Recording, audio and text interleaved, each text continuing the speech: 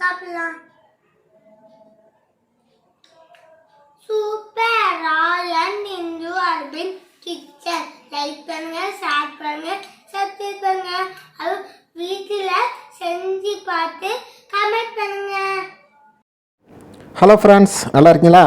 இன்றைக்கி நம்ம கிச்சனில் இன்றைக்கி பார்க்க போகிறது ஒரு ஸ்வீட் ஐட்டம், ஆப்பிள் பாயாசம். இந்த ஆப்பிள் பாயாசத்தை நம்ம சுவையாக எப்படி செய்கிறதுன்னு பார்ப்போம்.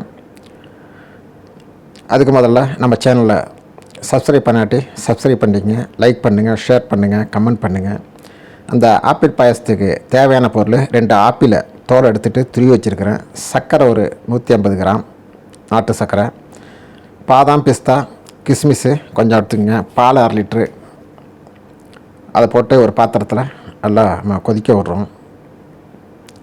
பால் நல்லா கொதித்து வந்தோடனே அந்த துருவி வச்சுருக்கிற ஆப்பிளை நம்ம இதில் சேர்த்துக்கணும். ஆப்பிளை முதல்ல துருவி வச்சிடவேனா, அது கலர் மாறிடும். அந்த நேரத்தில் நீங்கள் துருவிக்கிங்க.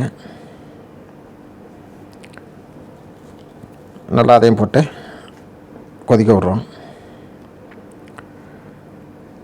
இந்த முந்திரி, திராட்சை, கிஸ்மிஸை நம்ம நெய்யில் போட்டு வறுத்து வச்சுருக்குறோம்.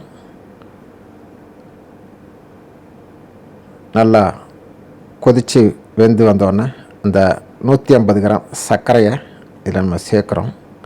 சேர்த்து நல்லா கிண்டுறோம். நல்லா கொதித்து வாசமனத்தோட பாயசம் வாசனையோட கொதிச்சுக்கிட்டு இருக்கு. அந்த வறுத்து வச்சுருக்கிற முந்திரி, திராட்சை, கிஸ்மிஸை இதில் நம்ம போட்டுடுறோம். 2 டீஸ்பூன் நெய்யை போட்டு அதை பொரித்து அதை அப்படியே நீங்கள் அதில் சேர்த்துடலாம்.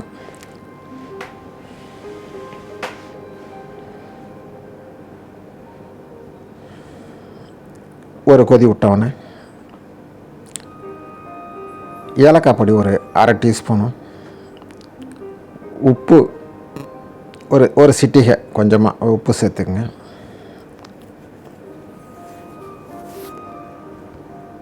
எல்லாத்தையும் போட்டு நம்ம கிண்டுறோம். சிம்பிளான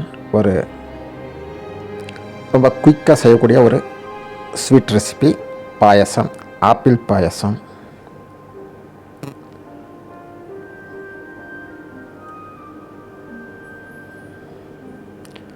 உங்களுக்கு கொஞ்சம் திக்காக இருக்குன்னு நீங்கள் நினச்சிங்கன்னா ஓட்ஸ் வேண்டாம் கொஞ்சம் சேர்த்துக்குங்க. தேவையில்லைன்றாலும் ஓகே, ஆப்பிள் மட்டும் நீங்கள் இன்னொரு ஆப்பிள் கூட போட்டு கூட செஞ்சுக்கலாம். அடுத்த ஒரு வீடியோவில் நம்ம சந்திப்போம். தேங்க்யூ ஃபார் வாட்சிங்.